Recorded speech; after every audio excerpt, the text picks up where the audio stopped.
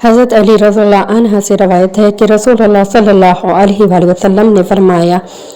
نہ تمام بچہ اپنے رب سے جھگڑا کرے گا، اصرار کے ساتھ شفاعت کرے گا جب اس کا رب اس کے والدین کو جہنم میں داخل کرے گا۔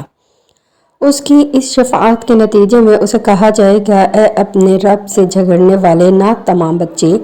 اپنے ماں باپ کو جنت میں لے جا۔ چنانچہ وہ انہیں اپنی آنوال سے کھینچ کر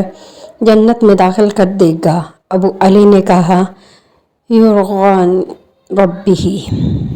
کے معنی ہیں یغاضب، کہ وہ اپنے رب سے ناراضی کا اظہار کرے گا۔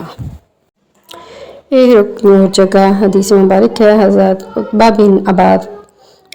سلمہ رضی اللہ عنہ سے روایت ہے، انہوں نے کہا، میں نے رسول اللہ صلی اللہ علیہ وآلہ وسلم سے سنا،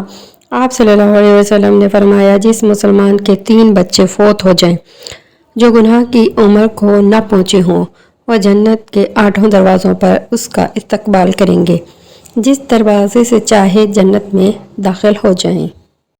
حضرت عبداللہ بن مسعود رضی اللہ عنہ سے روایت ہے کہ رسول اللہ صلی اللہ علیہ وآلہ وسلم نے فرمایا، جس نے 3 بچے آگے بھیجے جو گناہ کی عمر کو نہ پہنچے ہوں،